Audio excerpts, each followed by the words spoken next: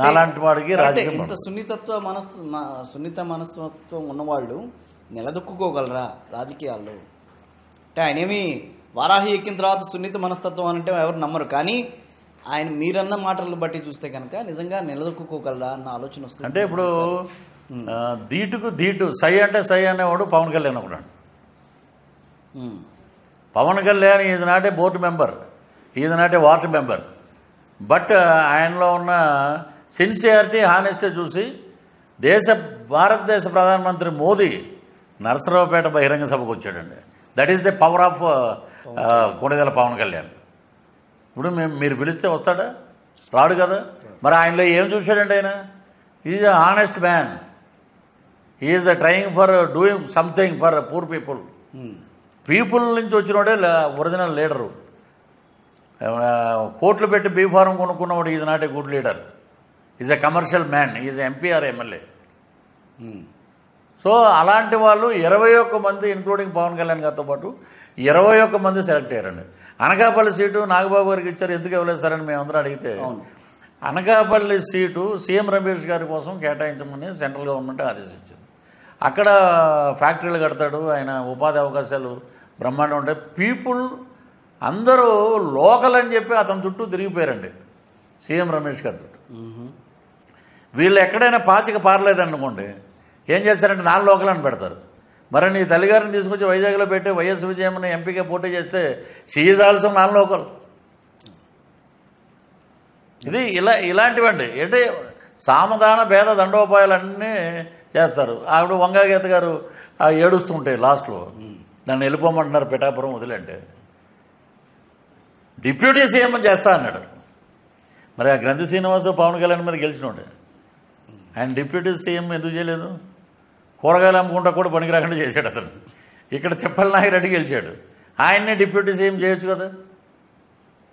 అతను ఇంకా రాజకీయాలకు పనికిరావన్నట్టుగా అతను ఉన్నాడు. ఏంటంటే మాటల గారడి, మాటలు చూపించటం, జనాలు బటన్లు వాళ్ళ ఎమ్మెల్యేలే ఉన్నారండి చాలామంది, పేర్లు అనవసరం.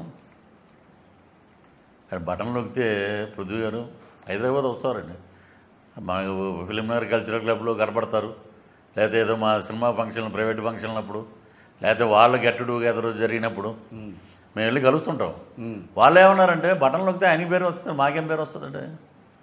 ఇప్పుడు ప్రజల చేతిలో ఉన్నాయి రెండు బటన్లు, రెండు బటన్లు కథ 2024 ఎలక్షన్, 2 బటన్ల కథ 2024 election. Jagan Reddy challenge, we ఆపరేటింగ్ 2 బటన్స్ 2024 May 13.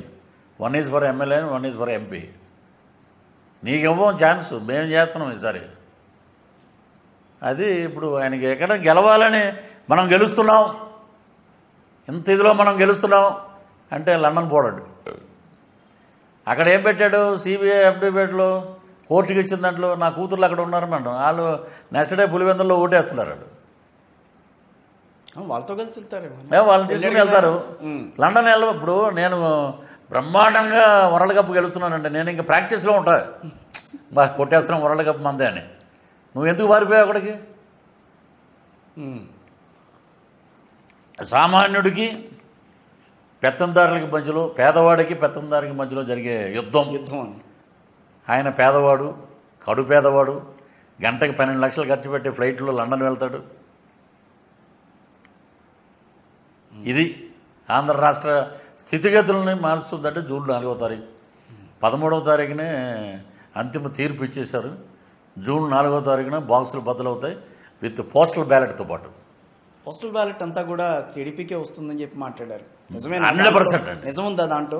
పోలీస్ ఆఫీసర్స్ని, డిఎస్పీలని, ఎస్పీలని, సిఐల్ని, ఇక్కడ ఉన్నటువంటి కానిస్టేబుల్ని, రైటర్స్ని మేము తిరిగిన ప్రతి నియోజకవర్గంలో ఉన్న వాళ్ళందరూ పోస్టల్ బ్యాలెట్ గుద్దెవతలు పడేసేవాడి అంటారు. నిజమే చేశారు. మాకు జీతాలు రావట్లేదండి, అదే మాకు ఎరియర్స్ ఆపేశాడు. మేము ఇంట్లో ఏం తినాలండి, ఏం బతకాలి, మా ఆరోగ్యాలు పాడైపోయినాయి. కాబట్టి మేము అనుకున్నాం ఒకటే, మా తీర్పు అంతా మేము చెప్పాలని. అలాగే ఉద్యోగస్తులు అన్ని రకాలుగా అన్ని క్యాడర్స్ గట్టి కొట్టారు దెబ్బ. జూన్ 4వ తారీఖున కూటమి అద్భుతంగా గెలుస్తుందండి. పవన్ కళ్యాణ్ గారు అత్యధికమైన మెజార్టీతో గెలుస్తాడు. 21 సీట్లలో నాకు ఎక్కడ డోకా లేదండి, ఎడ్జ్ కూడా లేవు. 43 సీట్లు దాకా ఎక్స్పెక్ట్ చేసిన వాళ్ళు 21కి ఎందుకు దిగారు? 24 అన్నారు, ఆ తర్వాత 21కి వచ్చారు. 21లో ఎన్ని గెలుస్తారు చెప్పండి పోనీ ఇప్పుడు ఈ రోజున? 21లో మొన్నటి వరకు నాకు 18 వరకు ఉండేయండి. అంటే మేము చూసాం కాబట్టి గ్రౌండ్ లెవెల్లో ఒక పోలవరం, ఒకటి రైల్వే కోడూరు, ఈ 2 మీద ఉండేది నాకు. రైల్వే కోడూరు కూడా అద్భుతంగా పుంజుకున్నారంటే. మరి తిరుపతి ఆర్ఎన్ శ్రీనివాసులు గారు కూడా ఒక కమ్మవారి ఆత్మీయ సదస్సును ఒకటి పెట్టారండి. ఇంచుమించు తిరుపతిలో ఆ కాన్స్టిట్యున్సీలో ఉన్నవాళ్ళు 38,000 మంది ఉన్నారండి ఓటర్స్. అంటే బలిజాలు ఎక్కువ, అక్కడ బలిజలు ఎక్కువ. కాబట్టి ఈ 38,000 ఓట్లు తెలుగుదేశానికి పడిపోయే ఓట్లు అండి అవి. కూటమి అభ్యర్థి కాబట్టి ఆర్ఎన్ శ్రీనివాస్ పడుతున్నాయి. సో అలాగే చంద్రగిరి నుంచి వచ్చిన వాడేగా, వైసీపీ నుంచి వచ్చిన వాడే. చంద్రగిరి పులవర్తి నాని, ఆయన మీద ఇవన్నీ కనపడుతున్నాయి, మొత్తం గొడ్డల పోట్లని. మీరు వైనాట్ 175 అనే రాగాలు తీసుకున్న వాళ్ళు మీకు 175 వచ్చినట్టయితే ఇంత అరాచకాలు ఎందుకంటే ఇన్ని అకృత్యాలు ఎందుకు? ఆఫ్టర్ పోలింగ్ ఇన్సెక్యూరిటీ మళ్ళీ వచ్చేస్తుంది మైండ్లో. రేపొద్దున ఏదైనా జరగవచ్చు, మనం ఏంటి అనేది. బట్ పీపుల్స్ వర్డిక్ట్ మటుకు అద్భుతంగా ఉంటుందండి. 2024 మీకు చూడండి, 4వ తారీఖున మీరు కాకినాడలో ఉంటాం, మేము ఎలక్షన్ రిజల్ట్ చూస్తుంటాం. ఒక విలేకరులాగా మీకు లైవ్ అప్డేట్స్ ఇవ్వమంటే నేను ఇస్తాను మీకు జూమ్లోకి వచ్చి. ఓకే, కానీ ఒకటండి,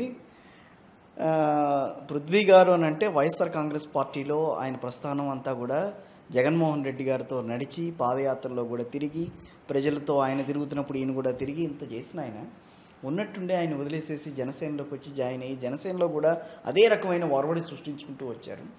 ఏంటి అంత కారణం? ఎందుకని అంత వ్యతిరేకత ఎందుకు వచ్చింది? ఒకటే డిసైడ్ అయ్యి ఉన్నాం మేము, నాలో ఏదైనా తప్పు ఉంటే కాణిపాక విఘ్నేశ్వర స్వామి గుడికి రండి, నేను ఒట్టేస్తా. మీరు ఒట్టేస్తారా? మీ మీద ఎంతో నమ్మకంతో ఎస్వీబీసీకి డైరెక్టర్గా మీకు ఇచ్చారు కదా. నేను అసలు అడగలేదండి.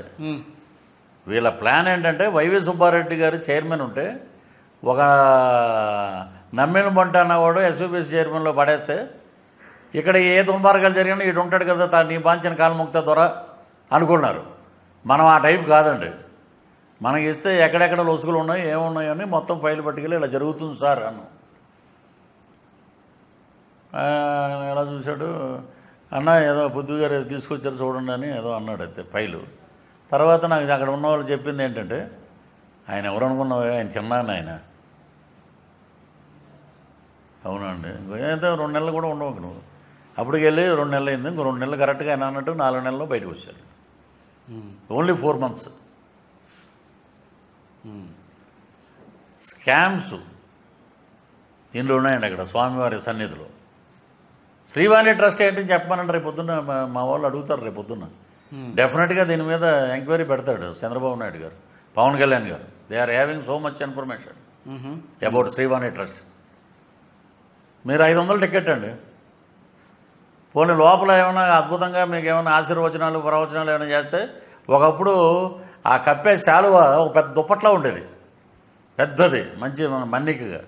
ఇప్పుడు అది కండువా టైప్కి వచ్చింది. అది లడ్డు నాణ్యత, ఒక ఇంత లడ్డు తిరుపతి లడ్డు మనం బస్సులో కానీ ట్రైన్లో కానీ ఫ్లైట్లో కానీ చేస్తే ఆ గుమ్మగుమ్మలు మొత్తం ఫ్లైట్ అంతా కొట్టేది. ఇప్పుడు అసలు లడ్డు అనేది ఎక్కడ మనకు తెలియట్లే. So much scams. సాక్షాత్తు వెంకటేశ్వర స్వామి గుడిని నాశనం చేసేసారు. సో దాని పనిష్మెంటే ఇదండి 2024 వర్డిక్ట్. క్రిస్టియానిజం పెరిగించారు అక్కడ.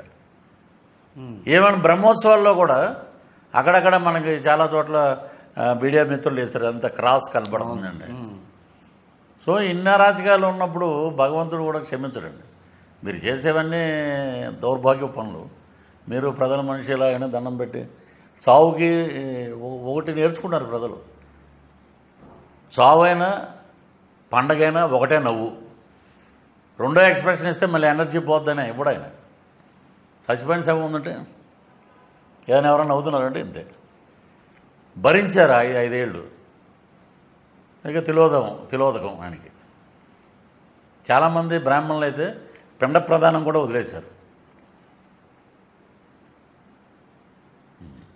సో ఈ మార్పు అనేది రావాలని మీరు కూడా కోరుకున్నారు మొదటి నేను 100% కదండి, 1000%. 2 ఏళ్ల క్రితమే కోరుకున్నారు. 2 ఏళ్ల క్రితమే వచ్చిన ఇమ్మీడియట్గా నేను బయటకు వచ్చిన 2020 నుంచి నేను ఫేవర్ టు జనసేన 2024లో కండవ వేసుకున్నానండి. సో నేను అప్పటి నుంచి కంప్లీట్ మార్పు రావాలి, గవర్నమెంట్ రావాలి. సో రాబోయే రోజుల్లో పృథ్వీ గారు సినిమాలు చేస్తారు, ఇంకా మీ భవిష్యత్ కార్యాచరణ ఏ రకంగా మంచి ప్రభుత్వం ఉన్నప్పుడు మనం ఎక్కువ దాని గురించి ఆలోచించాల్సిన అవసరం లేదని అంటారా? అవసరం ఉండదు. ఎప్పుడో నెలకోసారి మా ముఖ్యమంత్రి బ్రహ్మాండంగా చేశాడు అని చెప్పుకుంటాం. ఇదేంటంటే ప్రతి క్షణం ఇక్కడ ఈయన దౌర్భాగ్యుడు అనాలి, ఆయన తిట్టాలి, ఈయన తిట్టాలి. మీరు వ్యవస్థలన్నీ నిర్వీర్యం చేశారు. ఎక్కడైనా ఒకటి ఆలోచించండి, 10 ఏళ్ళు బెయిల్ మీద ఉన్న వ్యక్తిని ఎవరినైనా రాష్ట్రంలో ప్రపంచంలో చూసామా? ఈయన్ని చూస్తున్నాం. బెయిల్ మామూలుగా ఏదన్నా చిన్న గొడవ అయితే ఒకసారి రాకపోతే హెల్త్ ఇష్యూ, రెండోసారి రాకపోతే ఆయనకి బాగాలేదు, మూడోసారి పోలీసులు వచ్చి తీసుకెళ్ళిపోతారు. మరి వ్యవస్థను మేనేజ్ చేసింది మీరా చంద్రబాబు? No answer. పొన్నవోలు సుధాకర్ రెడ్డి గారు కుక్కపెట్టి ఏడుస్తాడు ఏంటో, చంటిపిల్లటి ఏడిచినట్టు. జగన్మోహన్ రెడ్డి గారికి ప్రమాదం ఉంది, నేను అయ్యో అంటాడు ఆయన. అంటే ఇవన్నీ బిస్కెట్లు, ఇవన్నీ మనం చూస్తుంటామండి. బిస్కెట్ వేసాడు, ఇచ్చారు, రేపొద్దున అన్నీ లాగుతారు కదండి బయటికి, మొత్తం బయటికి. ఈడీ అనేది ఒకటి ఉంది, నగర్ రోజా మీద లాగుద్ది మొత్తం. ఇప్పుడు జవహర్ రెడ్డి గారి దగ్గరికి వెళ్ళింది కథ, సిఎస్ స్టేట్. కాబట్టి చట్టం ఎవరిని వదిలిపెట్టదండి. డెఫినెట్గా దీనికి బ్రహ్మాండమైన న్యాయం జరుగుద్ది. మనసులో ఒక్క మాట అడుగుతాం మిమ్మల్ని. పవన్ కళ్యాణ్ గారి దగ్గరికి వెళ్ళి మీరు జాయిన్ అయినప్పుడు ఆయన ముఖ్యమంత్రి కావాలని మీరు కోరుకున్నారు. ఎవరండి? పవన్ కళ్యాణ్ గారు ముఖ్యమంత్రి కావాలని కోరుకున్నారు. కానీ ఈ రోజున ఆయన ముఖ్యమంత్రి అవుతారా లేదా అన్నదానికి మీరు స్ట్రైట్గా ఇచ్చే ఆన్సర్. ఇప్పుడు ఆయన ఒకటే చెప్పాడండి, ఏంటంటే ముందు మనం బ్రహ్మాండంగా మనం అందరం గెలవాలి. గెలిచాక ఇప్పుడు 10 ఏళ్ళు మనం కూటమితోటి ప్రయాణించాలి. అప్పుడు కానీ రాష్ట్రానికి ఒక దిశ